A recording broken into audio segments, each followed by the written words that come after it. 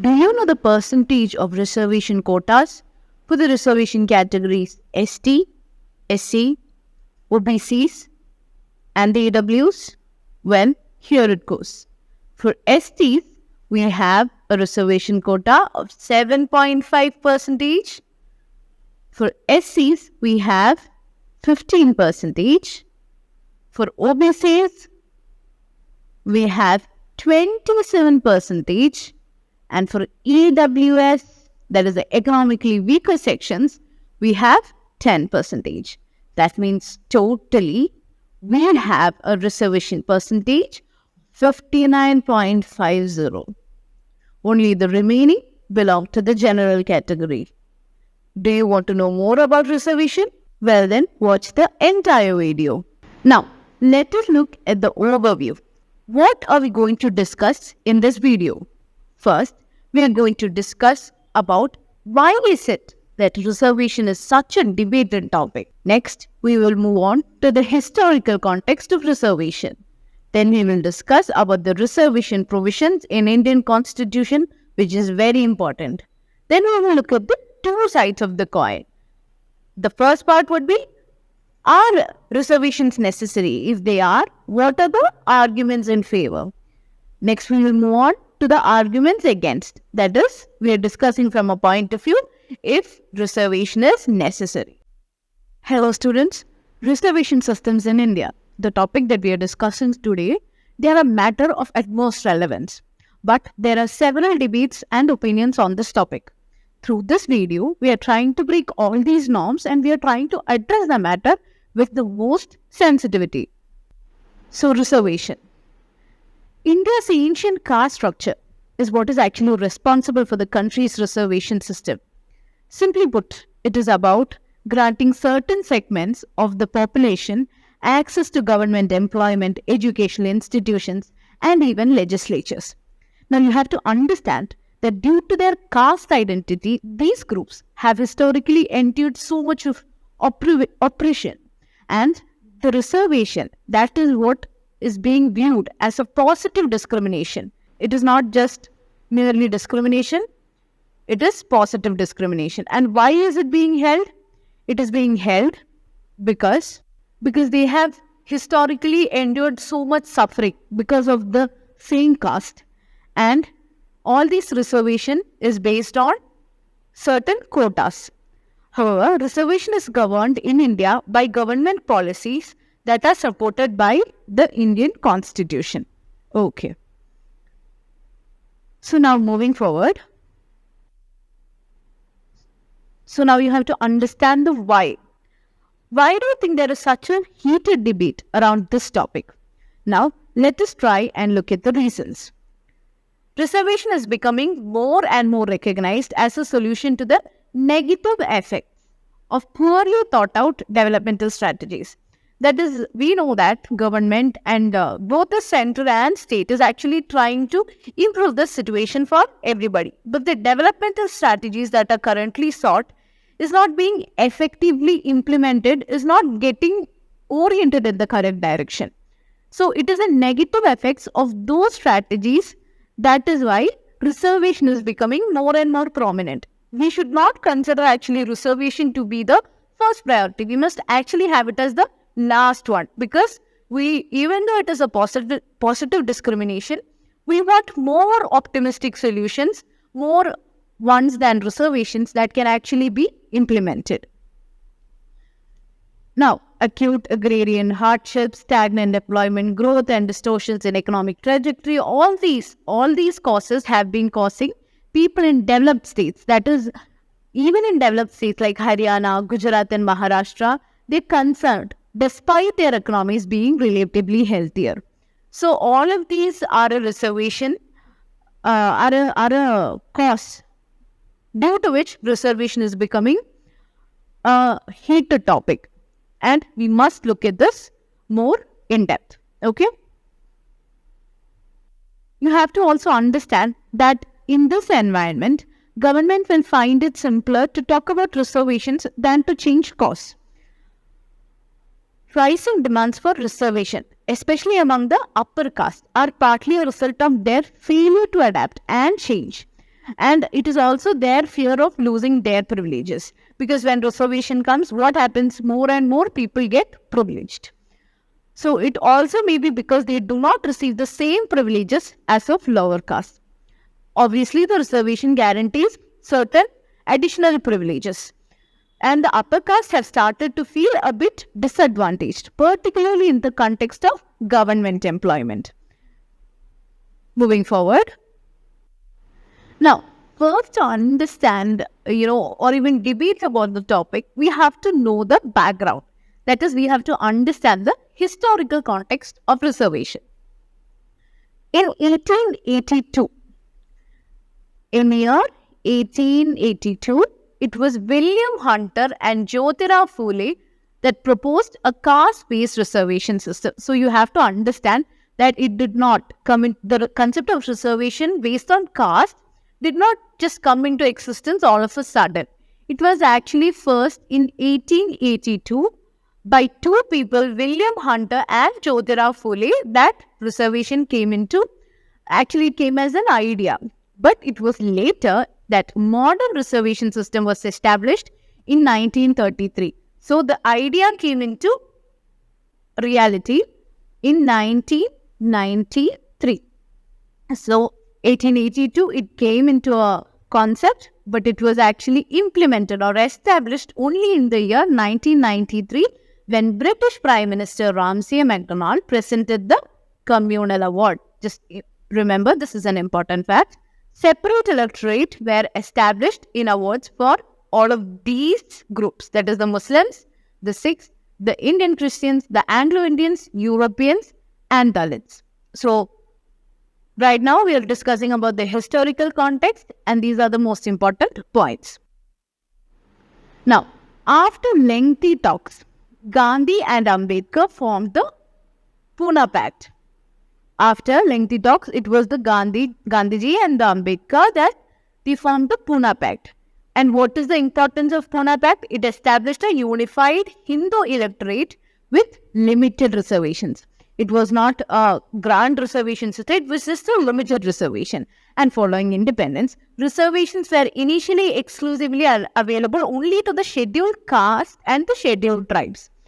And at that time, mostly OBCs did not have any other inclusion, or maybe the other committees did not have that inclusion. And it was later in the Mandal Commission that OBCs were also included as a quota in the year 1991. Remember the year, okay?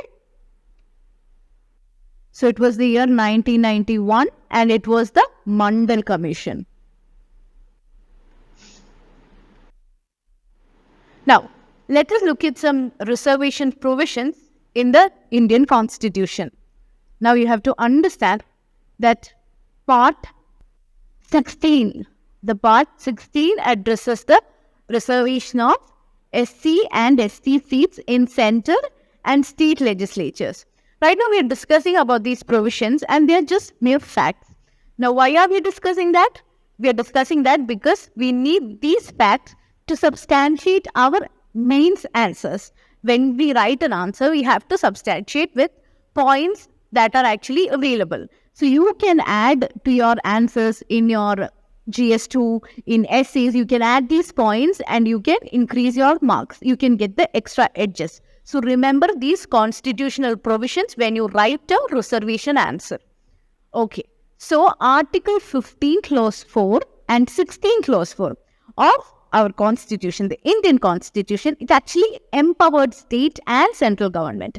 So it is not just a state that is empowered, or it is not just a center, it is a both state and central government which had been empowered to reserve seats in government services for members of SC and SC communities. So if they are asking about government services or government related employment, it is actually the 15 Clause 4 and 16 Clause 4 which empowered the state and the central government to reserve seats. Now, the Constitution in its 77th Amendment Act of 1995 modified the Constitution, and there came a new section for Clause A and it was included in Article 16 to allow the government to give reservation in promotion. So what happened? In 16, Article number 16 in Indian Constitution, there was actually a new section that came into prominence, that is the 4A was added as a part of 77th Amendment. And what did it give to the people? It allowed the government to reserve seats. For whom? For SC and STs. And what did it reserve? It gave reservation in promotion.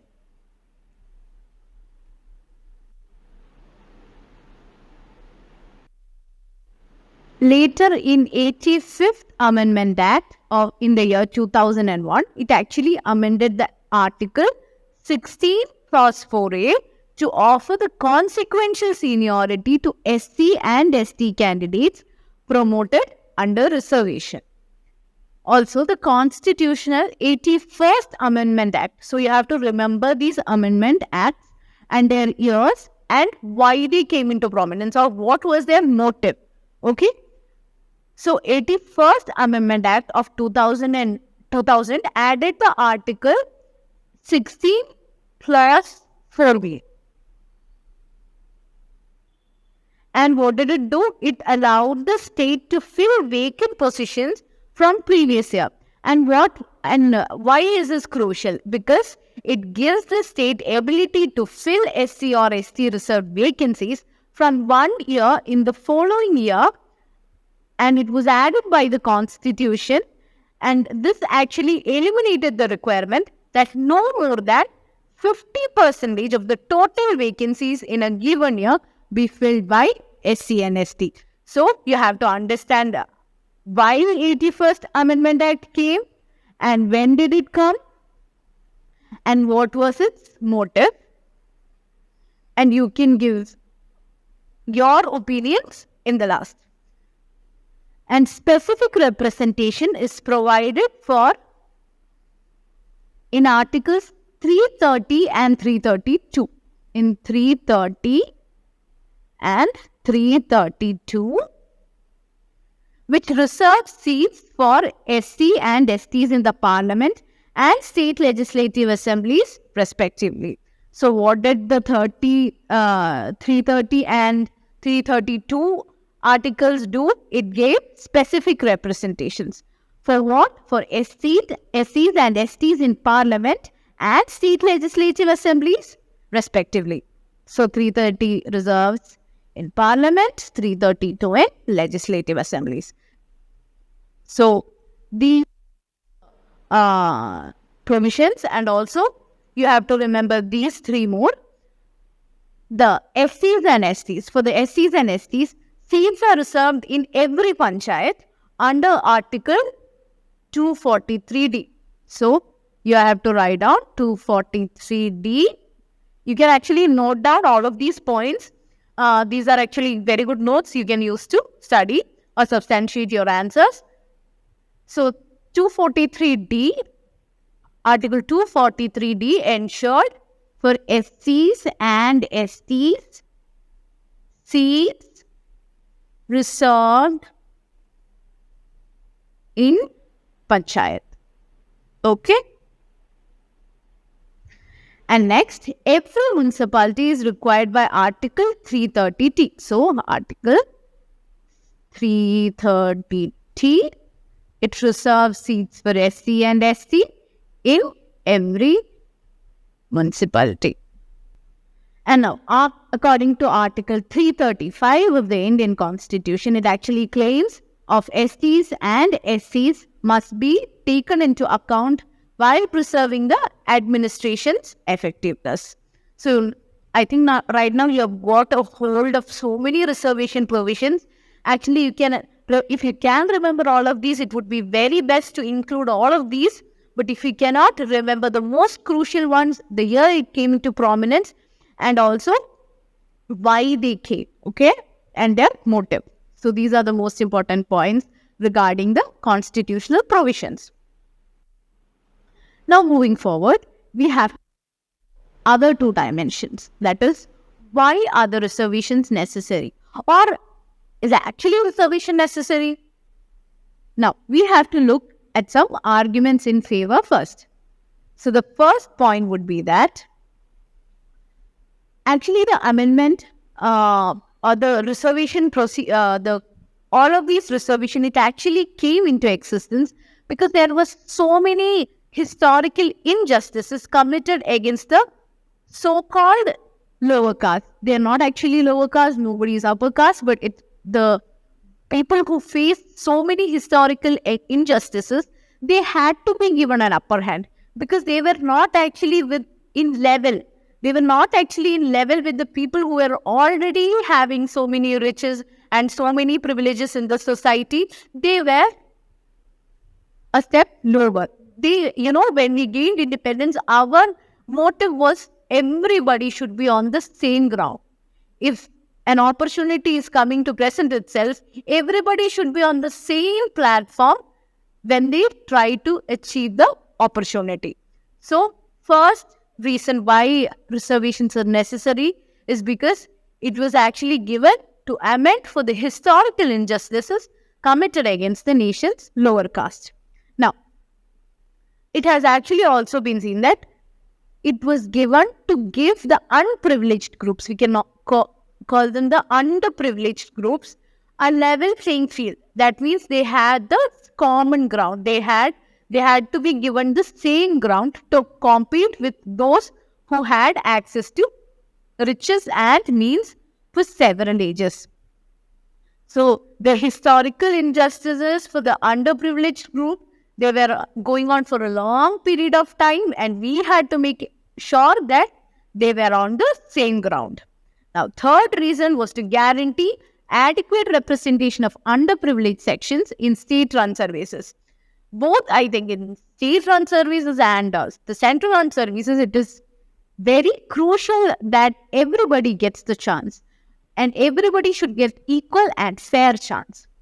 And the fourth reason is to advance underprivileged classes, because in a society that needs to progress, we cannot actually push one class low or one class high, and we cannot give anybody any special considerations.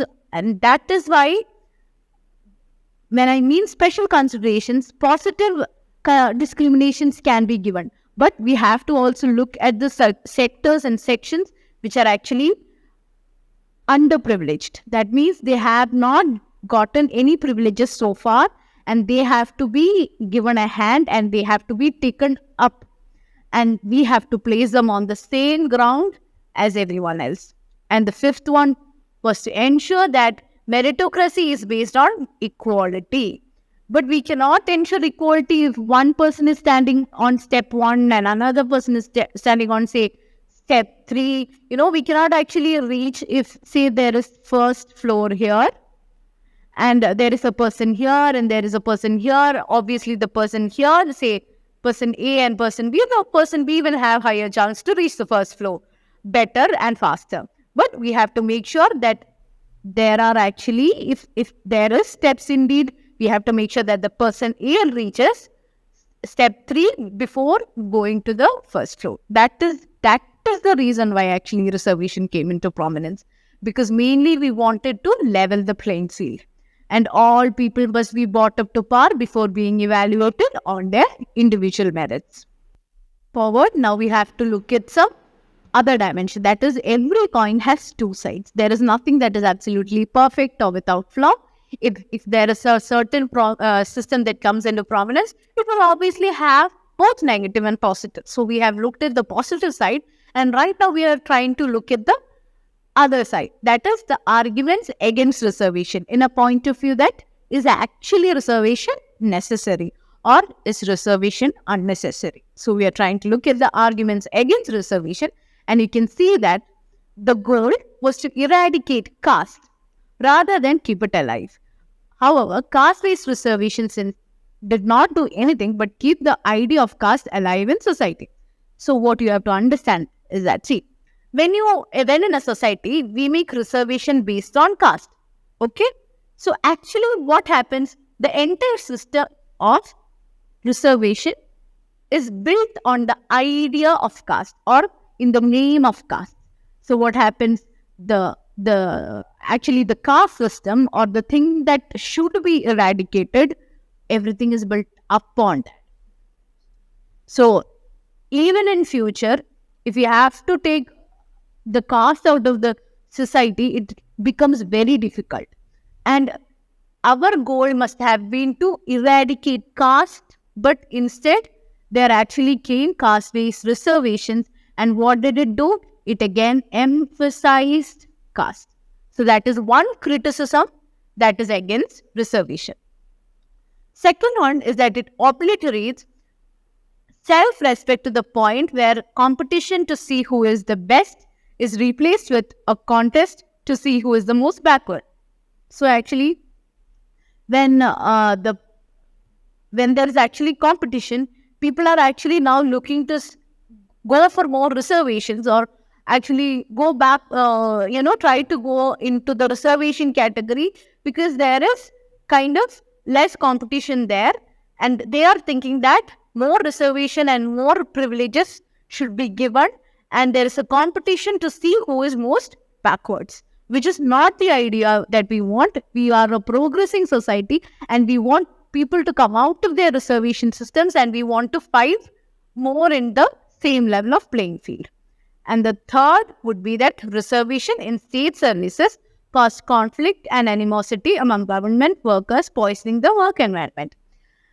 In the work environment or in an environment when people are working together, actually if say person A and person B and they are actually of same qualities or same merits, but if one person gets reservation and one person does not get it, and they are actually they're actually getting promoted or say getting the job because of the reservation, it actually creates animosity among them. It creates a sense of jealousy.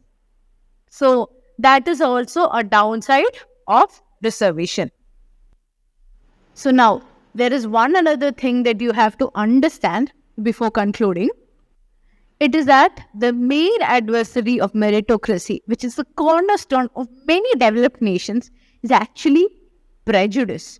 By appealing to class allegiance and primary identities, it has evolved into a vehicle for achieving specific political goals. We need more of social goals than political goals because as a society, we need to progress more in societal goals. The most marginalized members of backward classes have retained their marginal status while the dominant and upper caste have seized the benefits of reservation. The poor are getting more poorer and the rich are getting more richer, and that is one thing that is very sad that we can still see today. That is not the goal we must have in mind as a nation. Everybody cannot be completely equal in a society because it is an ideal society, but at least we must have genuine efforts from our side. And it should not be based on any political goals. It should be based on a better society in mind. Okay? And due to the fact that many higher caste poor people also experience prejudice and injustice, which further fuels the social unrest, reservation have evolved into a mechanism of exclusion rather than inclusion. You can actually see these point of views through yourself and you can actually sit down and evaluate for yourself. Is actually reservation necessary? Do you think that actually reservation is necessary? Or do you think actually there needs to be more reservation in our country? Or do you actually, after seeing this class, think that reservation is not completely necessary? Or do you think that there is any other way around this so that reservation may not be a necessary component in the society? Maybe even tomorrow or maybe day after tomorrow, in the coming years, we cannot eradicate all of a sudden reservation very quickly. But in the years, it should not be a very necessary component. It should not be the sole component that helps our nation develop. Now, can you actually come up with any suggestions other than reservation that might help our society progress and our nation develop in a better way? Do let us know in the comment section below. Thank you. Thank you, students, and have a nice day.